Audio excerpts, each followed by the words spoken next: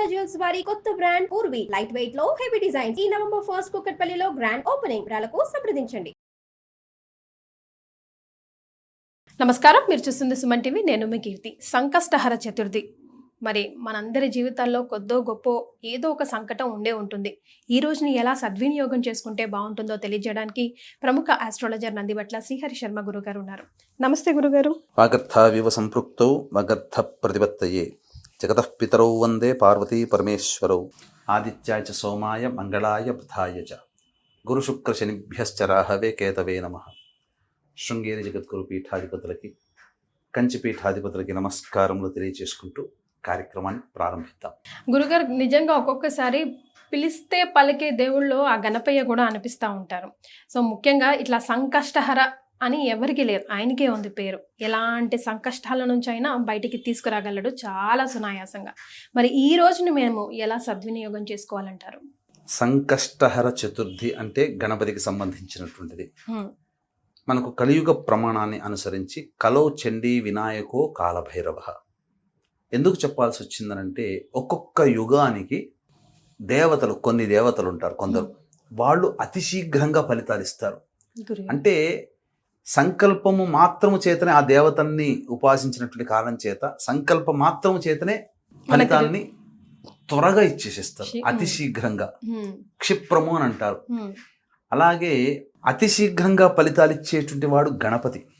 అందుకే ఆయనకి క్షిప్ర గణపతి అని అంటారు. క్షిప్ర అంటే తొందరగా, స్పీడ్.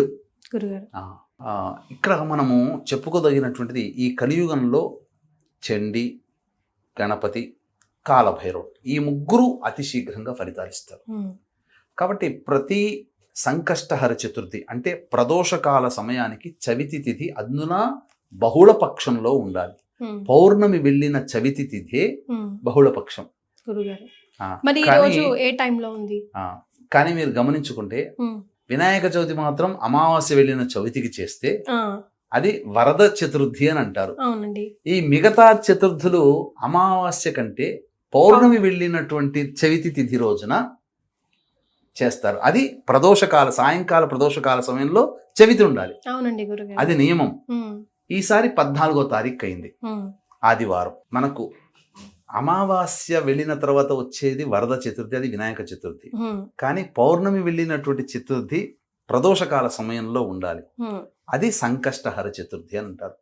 ఈ సంకష్టహర చతుర్థి విధిగా ఆచరించినటువంటి వాళ్ళకి నా అనుభవంలోనమ్మ చాలా మంది ఫలితాలు పొందిన వాళ్ళు ఉన్నారు. ఇప్పటికీ కూడా అది మేము చేస్తున్నామని చెప్పుకోరు, కానీ సంతోషి మాతా వ్రతము, వైభవ లక్ష్మీ వ్రతము, అలాగే ఎలా అయితే దత్తాత్రేయ ఆరాధన, గురు వ్రతం ఎలా అయితే చేస్తారో ఇది కూడా చేస్తున్నారు. అవును గురుగారు, ఉప్పు లేకుండా తినాలంట కదా ఈ రోజు. అవును, సంకష్టహర చతుర్థి రోజు వ్రతం ఆచరించిన వాళ్ళు ఉప్పు లేకుండా తినాలి. సాయంకాలం వరకు ఏం తినకుండా ఉపవాస నియమాన్ని పాటించాలి. అసలు శివరాత్రి రోజున ఉపవాస నియమం ఎలా అయితే పాటించమని శాస్త్రం చెబుతుందో, ప్రతి ఏకాదశి రోజున ఉపవాసం ఉండాలని ఎలా చెబుతుందో, అట్లాగే సంకష్టహర చతుర్థి రోజున ఖచ్చితంగా ఉపవాసం ఉండాలి ఆచరించేవాళ్ళు. ఆచరించి పుణ్య ఫలితాన్ని అనుభవించే వాళ్ళు కూడా నిజంగా నేను కూడా మా ఇంట్లో చేస్తారు గురుగారు. చాలా అసలు ఆ వారాలు 8 వారాలు, 5 వారాలు, 16 వారాలు అనుకుంటారు కదా, ఎంత కఠినమైన కోరికైనా నిజంగానే తీరుతుంది. ఒక్కసారైనా చేస్తానని,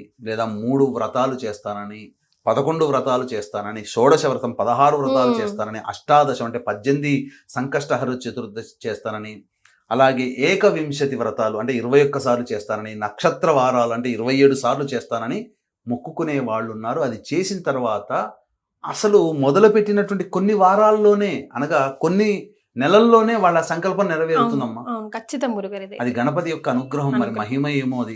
అందుకనే దానికి ఖచ్చితంగా కొన్ని నియమాలు పాటించాలి, స్ట్రిక్ట్ గా చేయాలి. కాకపోతే చక్కగా పొద్దున్నే లేచి కాలకృత్యాదులు తీర్చుకొని చక్కగా జిల్లేడు గణపతి కానీ, ఇత్తడి గణపతి కానీ, లేకపోతే స్ఫటిక గణపతి కానీ, లేదా పాదరసం రస గణపతికి కానీ, లేదా ఇవేవీ లేవండి, మామూలు ఒక చిత్రపటానికైనా గణపతిని పెట్టుకొని, అంటే ఆ చెక్కపీట బల్లపీట మీద తెలుపు వస్త్రం కానీ, ఎర్రటి వస్త్రం కానీ, లేకపోతే ఆకుపచ్చ రంగు వస్త్రం కానీ, లేదా విస్తరాకు, తమలపాకు ఏదైనా పెట్టుకోవచ్చు, ప్లాస్టిక్ లేకుండా పెట్టేసి ఆ గణపతి ప్రతిమ పెట్టి, ఆ గణపతి ప్రతిమ ముందర ఒక పళ్ళెములో ఒక 3 పిడికిళ్ళైనా ఎంత వాళ్ళ శక్తి కొలది ఆ బియ్యాన్ని పెట్టి ఆ బియ్యంలో చక్కగా గణపతిని లేదా గణపతిని చిత్రపటం కానీ పెట్టుకొని చక్కగా ఆ ముడుపు కట్టాలి, మూట కట్టాలి ఆ బియ్యాన్ని ఏదైనా ఒక వస్త్రంలో, శుభ్రమైనటువంటి వస్త్రంలో కలిపి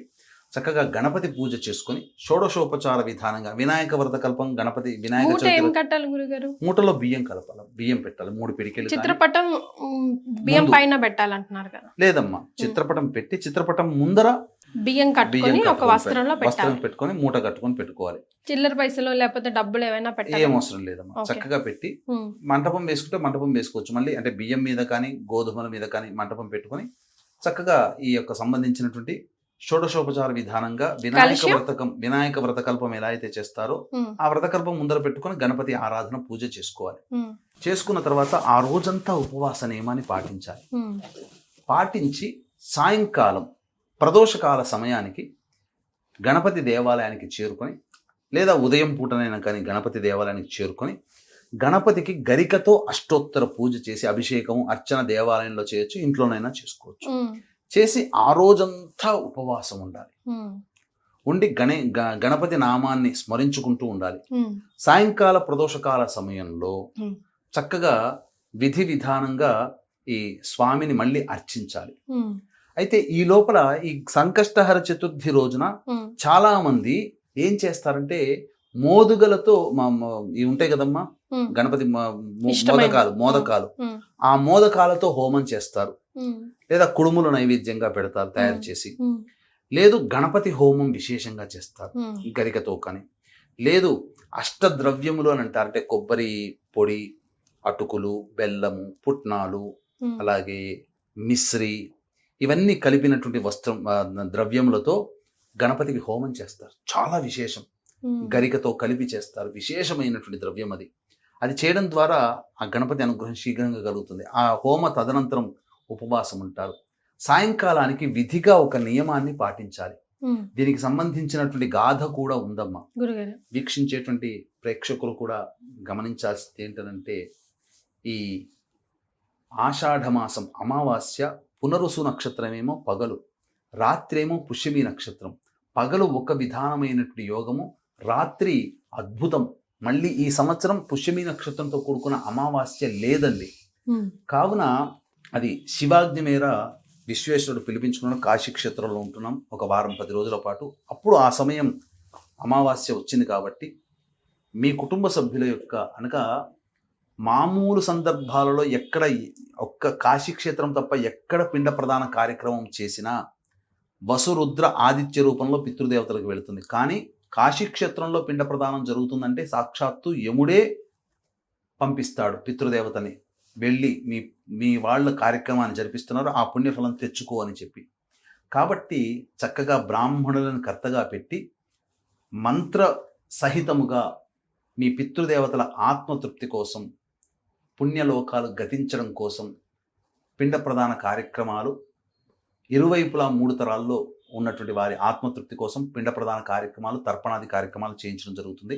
అలాగే రాత్రిపూట అమావాస్య పుష్యమి నక్షత్రం కాబట్టి ఉగ్రదేవతలకి సంబంధించినటువంటి అంటే జాతకరీత్యా అన్ని రకాల దోషాలు తొలగిపోవాలి, సర్వదోష నివారణ అనేటువంటిది చేయించడం జరుగుతుంది. అందులో వారాహి, ప్రత్యంగిర, బగళాముఖి, రాజశ్యామల, సుదర్శనం హోమాదులు సశాస్త్రీయంగా జరిపించడం జరుగుతుంది. అవకాశం ఉన్నవాళ్ళు కార్యక్రమ తదనంతరం కాంటాక్ట్ చేసి 2 కార్యక్రమాల్లో గోత్రనామాదులు నమోదు చేసుకోవచ్చు. ఇక సంబంధించినటువంటిది ఏంటంటే క్లుప్తంగా తెలియజేస్తాను. ఇంద్రుడికి సంబంధించి ఇంద్రుడు ఒక విశేషమైనటువంటి గణపతి భక్తుడిని సందర్శించుకుని తిరుగు ప్రయాణం అవుతుంటే విశ్వరూపుడు అనే రాజు పరిపాలించే నగరం గుండా వెళుతున్నప్పుడు విమానం మధ్యలోనే ఆగిపోతుంది.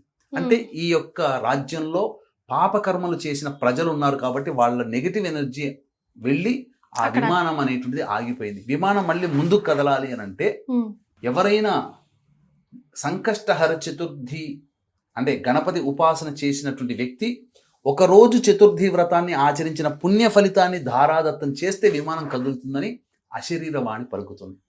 ఆ సందర్భంగా చాటింపు వేయిస్తే ఎవ్వరూ కూడా వ్రతాన్ని ఆచరించినటువంటి వాళ్ళు కనబడలేదు. అయితే వింతగా ఒక స్త్రీ శరీరం తీసుకొని కొంతమంది యమభటులు, ఆ స్త్రీ శరీరం దగ్గర యమభటులు, గణపతి శిష్యులు, గణపతి పరివారం వాదులు ఆడుకుంటున్నారు. ఇది మా లోకానికి వెళ్ళాలి, లేదు ఈ అమ్మాయి ప్రతిగుణంగా ఒక్క పుణ్యం చేయలేదు, నరకానికి పోవాల్సిందే, లేదు తెలిసో తెలియకో చతుర్థి రోజున ఉపవాసం ఉండి ఆచరించి గణపతికి నమస్కారం చేసుకుంది కాబట్టి గణపతి లోకానికి పోవాలి అని. ఈ యొక్క మాట విని ఆ విశ్వరూపుడు చేద్దామనంటే ఆ స్త్రీమూర్తి చనిపోయింది కదా, అందుకని ఏం చేయలేకపోతాడు. ఇంద్రుడు కూడా నిశ్చేష్టుడైపోతాడు, నేను ఎలా వెళ్ళాలి మళ్ళీ తిరిగి ప్రయాణం అని. కానీ వాదులాటలో గణపతి సైనికులే గెలుస్తారు కాబట్టి గణపతి లోకానికి తీసుకుని వెళ్తుంటే ఆ యొక్క విమానం గుండా ఆ యొక్క స్త్రీ శరీరం శవం వెళుతుంది. గాలి తాకినటువంటి ఆ స్త్రీ శరీరాన్ని కనుక తెలుసో తెలియకో ఈ గణపతి వ్రతాన్ని ఆచరించి గణపతికి పూజ చేసినటువంటి పుణ్య ఫలితం పొందిన ఆ స్త్రీమూర్తి తీసుకుని వెళుతున్నటువంటి భటులు, గణపతికి సంబంధించినటువంటి సైనికులు ఎవరైతే ఉన్నారో పోతూ ఉంటే ఆ స్త్రీమూర్తిని తాకినటువంటి గాలి వెళ్ళి ఆ విమానానికి తగలడం వల్ల ఆ విమానంలో చైతన్యం వచ్చి విమానం కదులుతుంది. అంటే వ్రతాన్ని ఆచరించిన వ్యక్తికి స్వర్గం ఎలా అయితే కలిగిందో ఆ వ్రతాన్ని ఆచరించిన వ్యక్తికి తాకిన గాలి కూడా గొప్ప శక్తివంతంగా పనిచేసింది. అంటే దీని అర్థం ఇటువంటి వ్రతాన్ని ఆచరించడం వల్ల ఎంతటి పుణ్య ఫలితాన్ని, ఎంత గొప్ప యోగాన్ని పొందుతారో మనకు దీని ద్వారా తెలుస్తుంది. కాబట్టి చక్కగా ఈ వ్రతాన్ని ఆచరించి సాయంకాలం ప్రదోషకాల సమయంలో చక్కగా మళ్ళీ చంద్రుణ్ణి దర్శనం చేసుకుని ఇంటికి వచ్చి ఆ 3 పిడికెళ్ళు బియ్యం వేసినటువంటి ఉంది కదమ్మా, దాన్ని పాయసాన్నం, బెల్లముతో కూడుకున్నటువంటి పాయసాన్నాన్ని నైవేద్యంగా చేయాలి. చేసి ఆ స్వామికి నైవేద్యంగా పెట్టి కుటుంబ సభ్యులు భుజించినట్లయితే ఆ రోజంతా ఉపవాసం చేసిన ఫలితం దక్కుతుంది. అప్పుడు ఆ గణపతి యొక్క అనుగ్రహం కలగడం ద్వారా వాళ్ళ జీవితంలో ఎదుర్కొనే అనేక సమస్యలన్నీ కూడాను అతి త్వరగా నివారణ అవుతాయని చెప్పడంలో ఏమాత్రం సందేహం లేదు. ఇది నమ్మి చేయండి, గణపతి అనుగ్రహాన్ని పొంది తీరుతారు, అందులో సందేహము లేదని చెప్పవచ్చు. చాలా సంతోషం గురుగారు, అనేక విషయాలు తెలియజేశారు. ధన్యవాదాలు. సర్వం శ్రీ ఉమామహేశ్వర పరబ్రహ్మార్పణమస్తు.